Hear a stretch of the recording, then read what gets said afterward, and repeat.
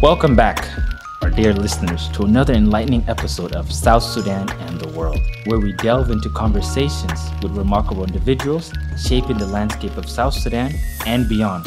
I am your host, Akal Doc, and today we're honored to have a distinguished guest with us. Joining us today is Nyajuok Tongyik, a multifaceted individual who has left a remarkable mark in various spheres of life. A mother of three, a retired army nurse, an accomplished author, a community organizer, a mentor, and a nonprofit leader, a successful entrepreneur, and an unwavering advocate for women's rights, girl-child education, family planning. She is the visionary founder of I Am NyaTongyik Foundation, providing essential mental health services, counseling, mental and legal aid, and educational resources to members of the South Sudanese community worldwide through her Ross Girls Initiative. Nyajuok, welcome to the show. Thank you so much for joining us. Well, thank you, Akal. It's an honor to be here.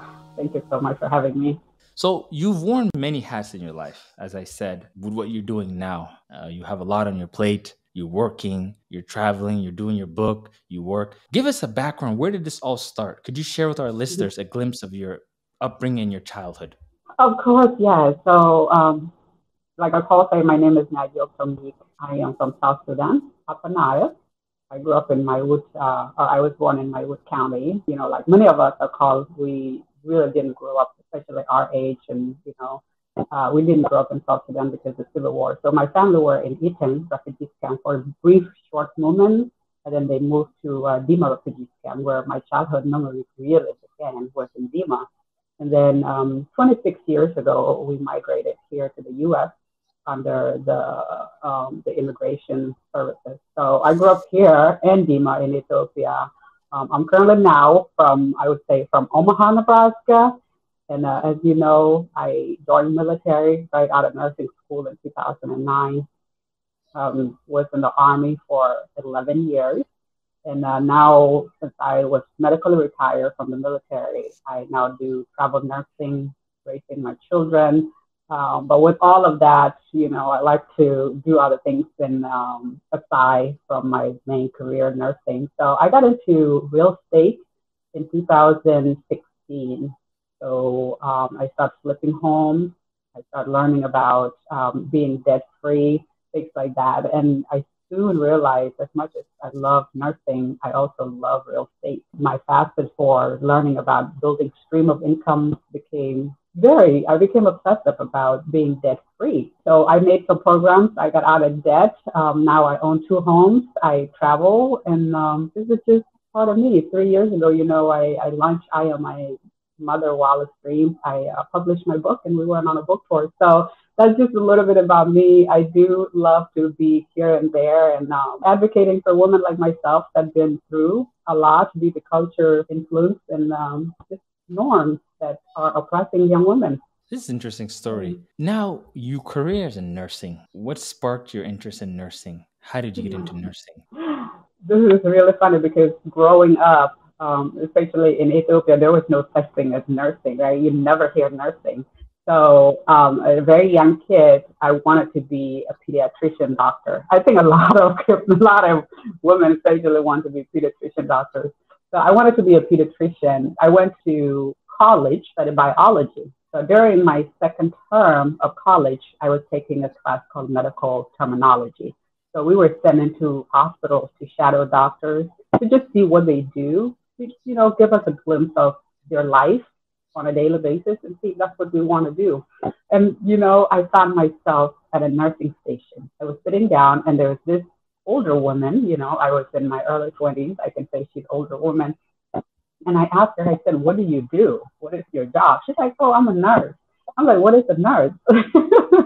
And she started telling me about what she do on a daily basis. So all I see, the doctors I was supposed to shadow, he was gone, going from patient room to the patient room. And I'm right here talking to a nurse at a nursing station about what she does. And I told her, I said, well, I want to go back to my country one day and open a clinic. And she said, you can be a nurse practitioner. I said, what is a nurse practitioner? So she started explaining to me. I came back to college and I went to my advisor and I said, I want to be a nurse. And that's how I changed my major. So here I am, almost 16 years now. I'm a nurse. So it was more of a calling. It was just like, okay, this is in line with what I want to do. Let me go ahead and do that. Yeah, I think I didn't have an option to sit down with a doctor really to tell me what they do besides what we think they do. But this woman really took her time to explain to me what she does on a daily basis. And it really clicked with me. You know, I'm a very people person. I didn't want to just spend 5 minutes with a patient and say, okay, here's your medication. I really wanted to get to know them. I want to know how many kids they have. I want to know about their background. And, you know, you don't see doctors getting to do that because they don't have time. But as nurses, we stay with our patients for 24 hours. So we definitely get to know them. And I feel like that was more of what I wanted to do, to get to know my patient on a personal level. So you got into the nursing, and then from there, you got into nonprofit. How did you go from nursing into nonprofit? Again, I had no knowledge about nursing, about nonprofit. That is probably my newest adventure, is the nonprofit. You know, that was found right after the book was launched. The book was launched in 2022. We went on a book tour, and we started out in Kenya. And while we were in Kenya, and even before the book tour, the sales online were amazing. The review off the roof, people were making videos and posting it on social media. So people were reading the book and they were sharing their own experiences from what they read in the book. So when the book tour happened, my book editor, my friend and co-founder, Camille Thomas, and I were traveling. Her mother is a nonprofit organization, founder and writer for grants. So when she saw us doing these things in Africa, she called me and she said, Nyajuok, you're going to need a nonprofit. I said, what do you mean? She said, what you're doing right now, it needs to be recorded. It needs to channel toward a particular goal, you know? Because we were just going to talk about the book, to talk about my experience and, you know, selling the book, of course. But she said it needs to be channeled toward a one goal. Because there was a 5 components that came out of the book, mental health being one of them, early child marriage being one of them, gender-based violence. And she said, you need to have a cause and you need to channel toward one thing. She said, I will help you set up a nonprofit organization. We were on tour in Kenya and she helped us do this while we were on tour. And that's how it happened. Okay, now let's get into your book. I Am My Mother's Wildest Dream has resonated with a lot of people. You've garnered a lot of support, and it's touched a lot of people in ways that many books haven't before. What was the inspiration behind the title and the book? What made you want to do something like this? It's a really good question.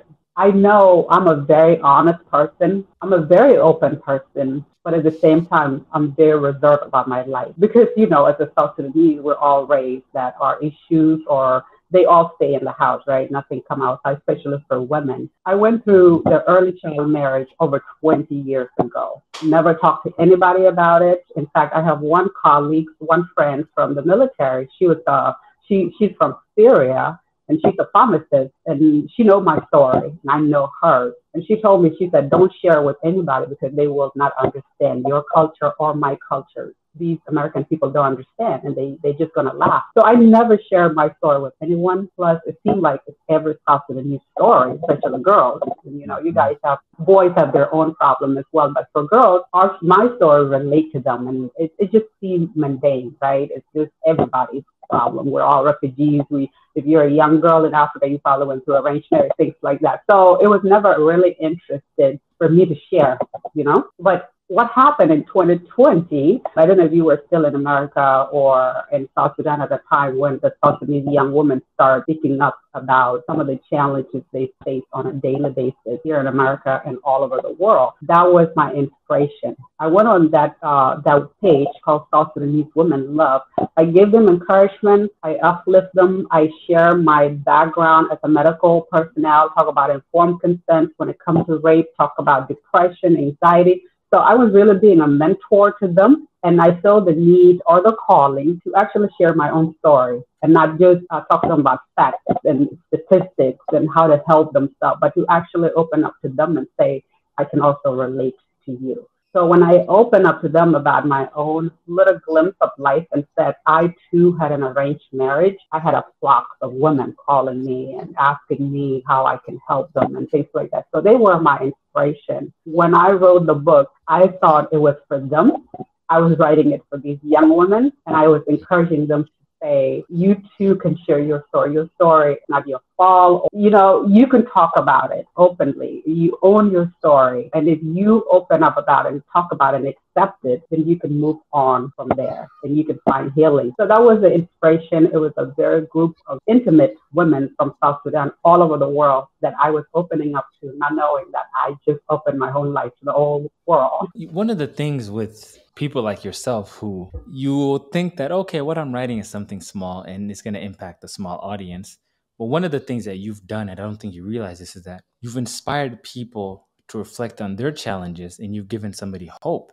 When somebody reads your story and hey, listeners, go get the book. We're going to share too many details from coming from the refugee camp, the mental health issues, the different things that you've dealt with in your life. A lot of people go through that. Not only what you went through exactly, but a lot of people went through the challenges of being a refugee, the challenges of coming to America, the challenges of internal domestic and family challenges that we've seen. And we've been taught, okay, you keep this to yourself. So when you tell your story, in a way, you've inspired many people than the small group you intended to inspire. You've inspired a lot of people across the country to really get into themselves and see how they can overcome the challenges in their lives. Because when somebody sees you, too often we look at the surface of things. People see you, you're a nurse, you have real estate, you were in the army, you have a nonprofit. They see you as if your life is perfect, but they don't know what you went through to get where you got to. And this is one of the things that I always tell people, one of the things that inspired me to do this podcast, because I want to get really successful and brilliant people like yourself and hear, how did you get there? What challenge did you overcome? Because when you listen to that and when somebody sees that she went through that and she got to where she can get to, that's inspirational to them. I can do it too. And that's an indirect inspiration. So that's one thing that I feel as if with writers, because me, I'm a writer.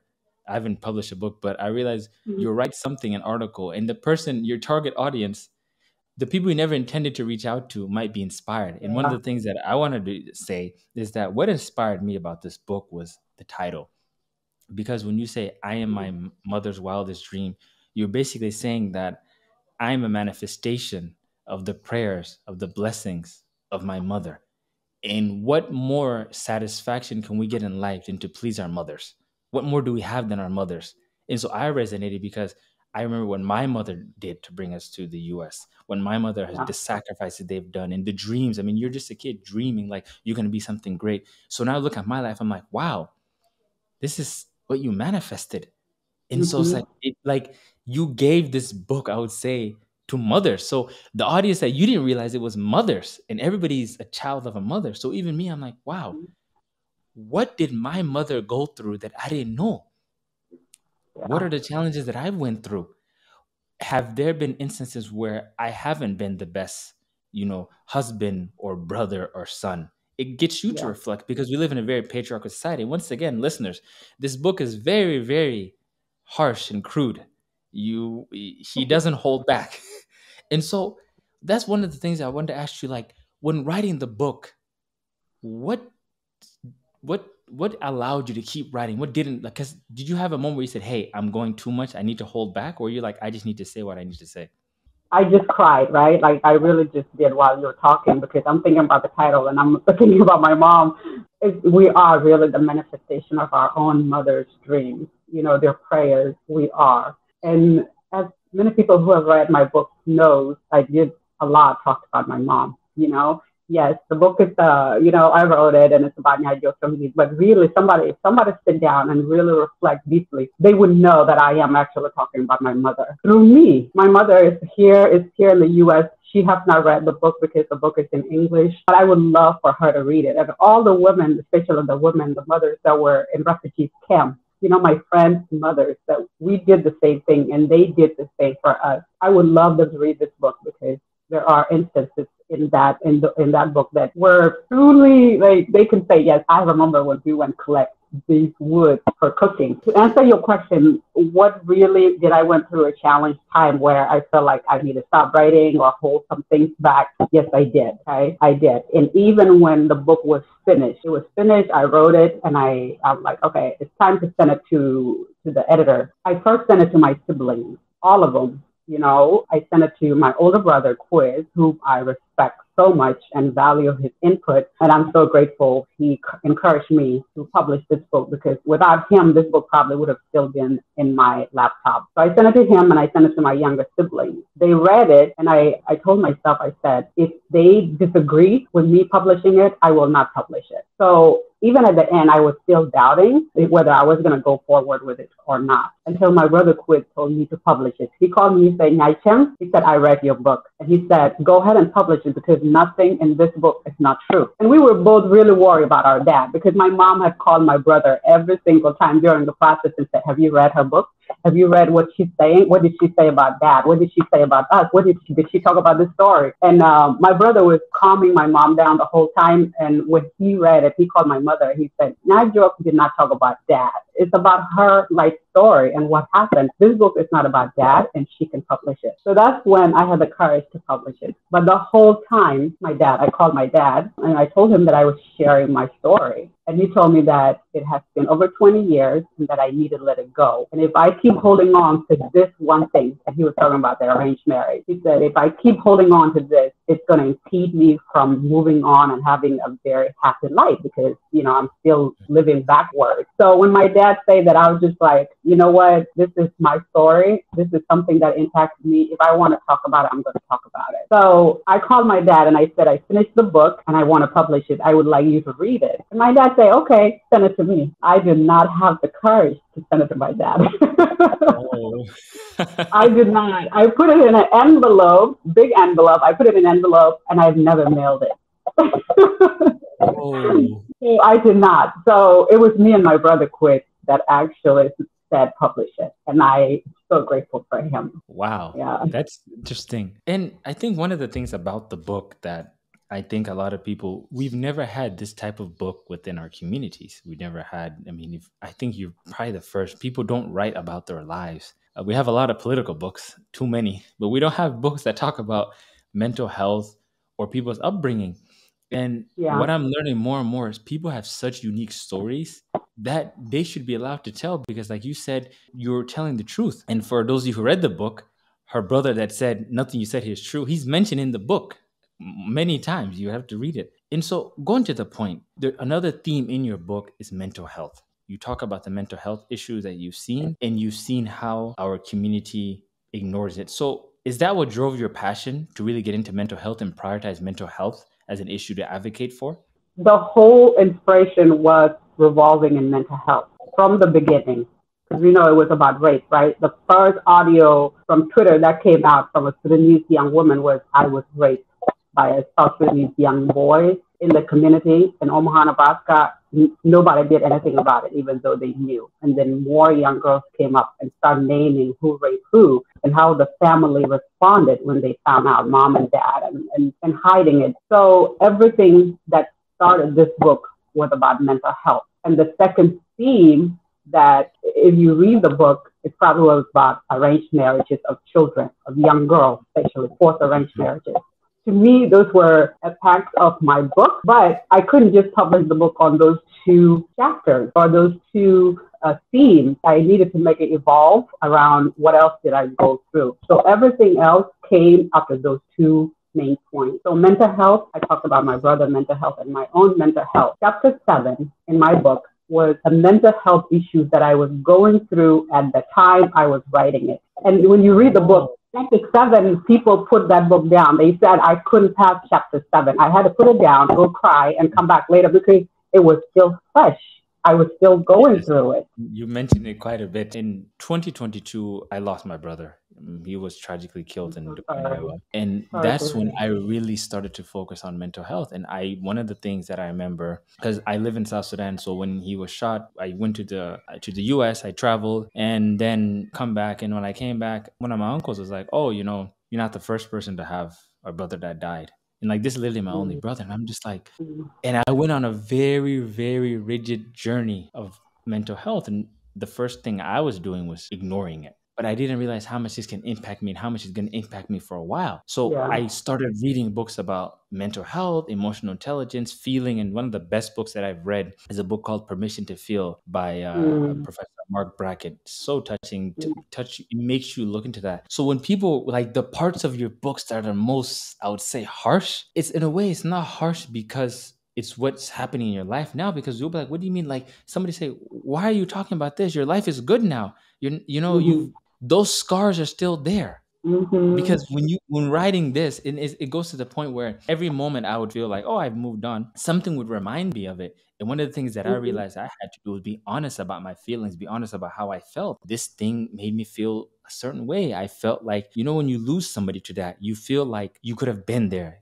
I'm the older brother. I should have protected him. I should have done this. Why am I in South Sudan? Because I came to South Sudan after I finished college in 2017. Maybe I should have if I was there in his life. These are emotions that we don't process. And how many people out there experience something that happened in the 90s and 80s till now that haven't processed it? And so when you reflect on some of the events in your life, and it'll be something like you'll talk about this happened 20 years ago, but they say you can feel the writer's feelings and the writer's tone. In some instances, it was a tone of just reflection. It was a tone of like, I'm still not over this.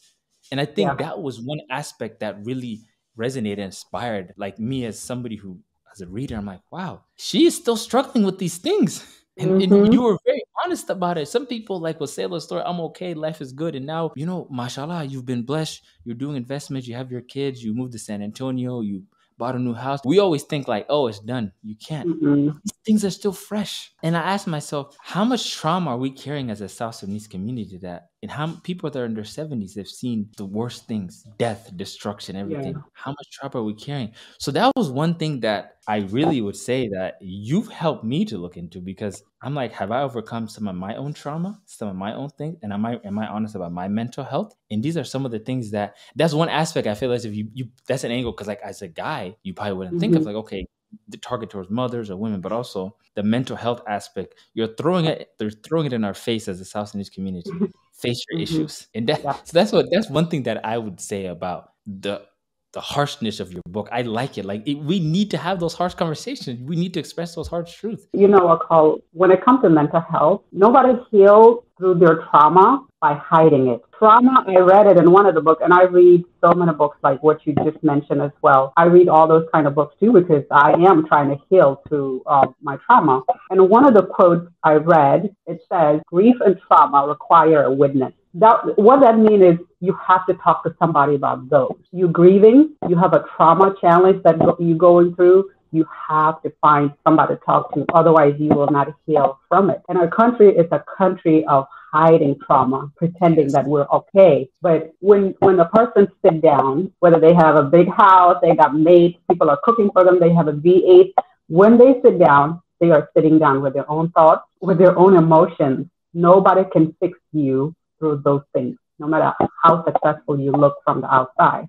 So I was going through so much when I was writing that book, not only about my past trauma were coming back to me, I was also living a current issues at the time, divorcing, mental illness, and I felt like I was being kicked out of the army because I was literally healed. So I was losing a career of 11 years. So much was going on, and I didn't feel healed. Guess this, I felt healed during the tour. During the tour, I was on book tour, is when I felt like I was finally healing from my problem. And it's because I was talking about it so much. Yeah. And I feel as if what's so interesting is that it wasn't writing it. It was because at some point, you'd probably reflect on it in a different point of view, where you think about this angle, or maybe you'd meet somebody who expressed, like now, for example, I'm telling you what maybe I went through. You're like, okay, man, like you're seeing part of your healing. And I realize it. That's why they always say, there's a saying that in the Alcoholics Anonymous, they say the key to getting cured is to help somebody else. So with everything, that last aspect of helping somebody else, when you like, so when we see you, we already know that, hey, this is a book. We already know what we're getting into. So if somebody comes to you, express themselves, hey, I went through this. And you're like, wow, I'm also helping other people heal. That is also a healing aspect in of itself. It heals you because you're like, wow, I'm healing and I'm helping people heal. I think when you're on tour and you'll meet people you've never met in your life, read your book, who Yeah. come to you and like, wow, I like this. When you wrote about this, and it's crazy how you'll think like, man, did I say too much? Was that? But somebody's like, you said what you needed to be said. And Mm-hmm. so for our listeners, like this is the challenge. Like we have trauma, we have a lot of challenges we face, and what are we going to do about it? We have to be honest. And one thing, honestly, I was guilty of this, is that I wasn't talking about what I was going through, and I just had to start reflecting. And I remember I would shut down to the point where even my wife was like, what's going on? Like, you have to talk about it. I'm like, no, I can't talk about it. And I Mm-hmm. remember I had to just be honest with myself and be Yeah. honest with, have a conversation with my family, like, how is this impacting you? And part of it is those hard conversations, those initial conversations that you have to have. Like, number one conversation, to tell yourself, I am not okay, is so difficult. Mm-hmm. Yeah. So difficult, because you're like, but I'm doing well. I go to the gym, I do this. And what happens is, I was reading a book and it talked about how sometimes with trauma, don't fill it with something else. Meaning that if you're going through something, don't do something to forget about the trauma. And so people might, for example, be facing a grief, and then they resort to exercise or alcohol Mm-hmm. or drugs or some activity, not because they want to, because it allows them to forget. Because at the end of the day, when you lay down on your bed, you have to face that. You have to face in your own head. Nobody's there. Nobody's gonna help you with that. And so with that, like, I would say, what is the biggest challenge that you've overcome in your life? Single parenting is probably my biggest challenge. And I say this with all honesty. My daughter is almost 22, and I still cry about raising her.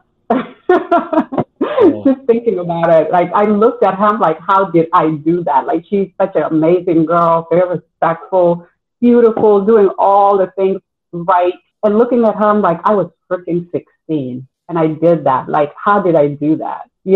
So being a single mother and being a dreamer to have a career and be in college for 4 years, raising a kid and go into the military, I didn't realize that at the time, how hard it was. But now looking back at my age now, I tell you the story, and you also see how traumatized I was, and still probably have the trauma from it. I was probably 19 years old. And here's my daughter. She was 2 years old. I was going to college in the morning. I worked night shift, and then, we couldn't pay for daycare. She had to be in the house while I tried to sleep after school. I go to school in the morning, sleep during the day with a kid in the house, and then I go to work in the evening. So one day I took her, put her in a car seat, going, I don't know if I was going to work or school, but in any event, I had a child in a car seat. I was so hungry, extremely hungry. I got a pizza from the house, and I was carrying a pizza one hand, a kid in the other side, and I was trying to open the car door to put my daughter in. My pizza fell in the ice, and it was winter. I picked it up, and there was ice on this piece of pizza. I tried to get the ice off, couldn't get all of it, and I took a bite, and it was so cold, full of ice, and I started crying. I started crying. I was hungry. So this event came back in my mind again a couple of weeks ago. I have 2 boys now, and they are 6 and 7. My daughter is in college. And in the morning, it was a weekend. It was Monday. I was really, really tired, came off 36-hour shift. And I was going somewhere to pick up my kids, and I was running late. So I got the food from the kitchen, and I got in the car, and I started eating in the car, driving to go pick up my kids. And at that moment, what had happened almost 20 years ago flashed in my eyes, in my mind, and I parked my car. I said, I'm too old to be doing this. I'm too old to be driving, eating at the same time. I deserve to sit at the table and eat sitting down. I started crying again. I said, I cannot live this life on the go all the time. I shouldn't be almost 40 years old. I shouldn't be driving, eating at the same time, because I do not have time to sit down. I said, this got to change. So yes, being a single mother, raising kids alone and working and doing all of that is probably my biggest challenge that I have to overcome. But I look at my daughter and I'm like, wow, God did that, because definitely it wasn't me. Yeah, I mean, when you watch your interviews, when you were doing your tour, you're like, yeah, my daughter's 20. And I'm like, wait, that was true. When you said 22, because I'm used, you had your like, my daughter's 20, and then now you say she's 22. I'm like, time goes by. I mean, inshallah, pretty soon you'll be inviting us for, say, hey, you know what? I'm going to be getting married soon, and time will go by. Another thing is that how do you balance all these things? Like you do a lot. You're on tour, you have kids, you're writing your book, you're a nurse, you've become a very prominent public figure within the South Sudanese global community. How do you juggle all these? I am so blessed with a very, very supportive friends and family members.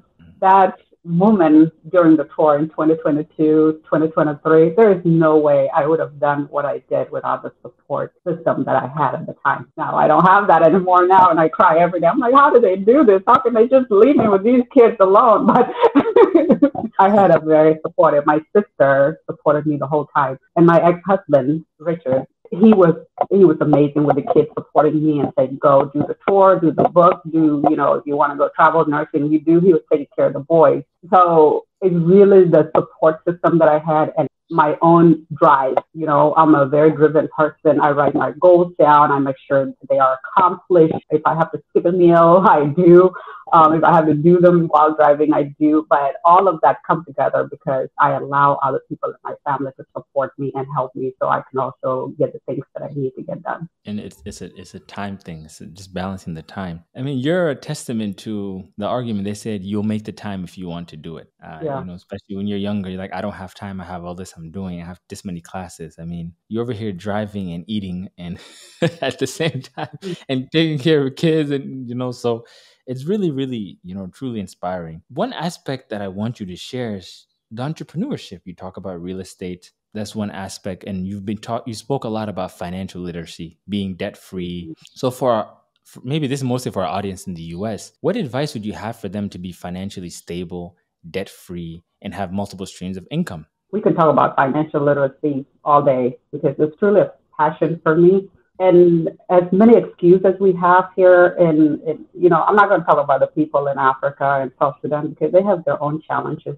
Some of them, I don't understand them. I don't even know what most of them are. But for the people in the West, in America, Australia, Canada, Europe, we have so many excuses of why we cannot be financially independent. But those are just excuses, okay? They are just excuses. There are so many resources that are available for anybody that wants that. But again, people have different goals, different priorities, and people do and give time to what is important to them. To me, being financial independent has always been important to me. We all came with nothing. And we came in a place with a lot of things.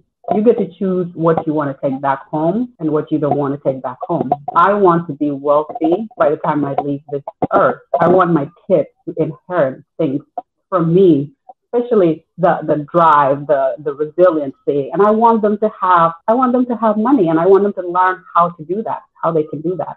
I have goals. I have vision boards in my house, one in my living room or in my media room where we watch TV, and one in my own bedroom. And then I have other goals on my phone. But one of my goals in my bedroom, those are like very personal stuff. I have vacation stuff, going to Africa, which I have done. But these goals, I wrote them years ago. 6 years ago, I wrote that I want to be a millionaire I have a certain date. And there is no doubt in my mind that it will happen. Or maybe it already happened. Who knows? So there is no doubt. To pay off my house, it was a goal that I wrote down. To buy a new house, it was a goal. To do this, all of them, even my daughter to go to our college that she went to, those were goals that we wrote down as a family, as individuals. But to live the life that you create in your mind and you want, you have to give up so many other things that you might also like equally, but are competing with each other. For me, I gave up a lot of community stuff. I live in San Antonio, Texas, which is 12 hours away from Omaha, Nebraska. There are things in Omaha that I am invited to, that I am wanted to be in every single week. I can't do all of those things if I want to work and have a job and keep my career, pay my house. I can't fly to Omaha every weekend. So I have to prioritize which one I need to go to and which one I don't have to go to. Okay? So there are ways to be financially successful. There's roadmap that's already been put together that you just have to follow. But it has to be important to you to walk that road, even if you're walking it alone. So for me, there is no doubt in my mind that financial freedom is something I'm seeking, and it's something that will happen. And, I am living my dream. So it's a goal and it's a plan. And everything is just planning and the goals. And just touch briefly on real estate. What would you say to somebody who's interested in pursuing a real estate career or doing real estate investments in the US? You said earlier that you have 2 properties, and congratulations, you just recently bought a house. What would you say to people who are interested, young people in the South Sudanese in the US who want to get into real estate? I started my real estate venture by reading the book Rich Dad, Poor Dad, How the Rich People Teaches Their Kids That the Poor People Don't. That's the title of the book. Mm-hmm. And then I moved into learning about taxes, the taxation, how rich people actually build their wealth. So in order for somebody to get into the real estate, I would say learn as much as you can. Sometimes learning on the job is the best, but maybe you start by grabbing that book by Robert Kiyosaki, Rich Dad, Poor Dad. When I read that in 2015. By 2016, I started going into conferences, real estate conferences. 2017, I purchased my first investment property, which I flipped. I fixed and I flipped it, sell it again. I did a total of 4 houses that I did the same way. Buy them, fix them, and sell them. And then now, I'm holding this one. So I would say by doing that, read the book, find a mentor. Don't do it like the way I did. I spent $60,000 on a real estate mentorship. You don't have to do that. You can find somebody that's already doing it at the community and follow them. We have a guy here in U.S. named Nyajuok. He flips home in Rochester, New York, or maybe Buffalo, New York. He's in New York. He flips home, and he's not the only one that does that. There's plenty. Contact them, shadow them, do one house with them. We have 2 young boys in Omaha, Nebraska, the dead brothers. They fix homes. They have real estate business. Follow them, see what they do, learn from them. This is how we teach each other, learn on the job. But start reading that, as you learn about building wealth and becoming financial freedom, the way that rich people build wealth is really through real estate income that comes with real estate is the way to build wealth. You see McDonald's, you see all these restaurants, they are real estate. They're not McDonald's. They're not just food. Those are real estate. I would highly encourage it. For me, I have a big land in Juba that hopefully one day I will get to build. And maybe it'll be hotels, maybe it'll be, apartments, but that's real estate. And one day, maybe I'll have Nyajuok name on it. So I love real estate. What are some words of inspiration that you have for our listeners, particularly the youth of South Sudan, all around the world? I don't have anything inspirational. You say earlier, like somebody looked at me and say, hey, Nyajuok have it all figured out, successful, she's this. It might look like that. It might really does, and I do have, we're talking about material stuff. I do have those things, but personal challenges are there no matter what. But we have to go through them. The things that allow us not to sleep at night, we have to wake up in the morning and still do what we really need to get done. So for those young people in South Sudan, I would, and I say this, have a vision of your life. Know where you want to take your life. And anything that deter you from that vision, it's not worth it. Because as soon as you start following other people's vision for you, which there's plenty of people in our own families, in our friends, in the country that want to tell you who you should be and how you should live your life. But if you have a clear vision of how you want your life to be, follow it. There are plenty of people that will help you get there. Most of people that are successful or living their own dreams didn't get there by themselves. There's always somebody that wants to pick you up, take you to the next level, and somebody else will take you from there, and somebody else will take you to the next level. So these people are there, but you have to have an idea of where you want to go, and then God put them on your path. That's all I would say, is that know who you are, know where you want to go, and then things will fall into their place. Know who you are, know where you want to grow, and things will fall into their places. Ladies and gentlemen, those are wise words from our beloved sister Nyajuok. Thank you for sharing your insights and your experiences. As always, guys, you can find the book, I Am My Mother's Wildest Dream. It's on Amazon, right? Amazon. I still have 1,200 books in South Sudan right now that need to be delivered to different states, because those books were donated for all of our 10 states plus the 3 administrative areas. 3 administrative area. So 1,300 books that were purchased by Tukel, and only one state, Lake State, is the only state that picked up their 100 books. All the different states have not picked up their books. And if they need them, which I get contacts on a daily basis from people from Unity State, people from Malakal, they want books. They have books their education or minister of education need to get a hold of me and pick up their book in Juba. You guys have heard that, and they can find you on social media. Yeah, Nyajuok Tongyik. They'll find me on social media. So if you're in the West and have access to Amazon, find this book on Amazon. It's on Kindle if you want the ebook, and anywhere they sell books. If you are in South Sudan or East Africa, contact Nyajuok and she'll explain to you how you can get your book. Yeah. Thank you, Nyajuok, for joining us for the conversation and having such an enlightening episode. Thank you. Thank you also for having me. All right, ladies and gentlemen, that's it. I love you guys. Have a blessed day and always stay true.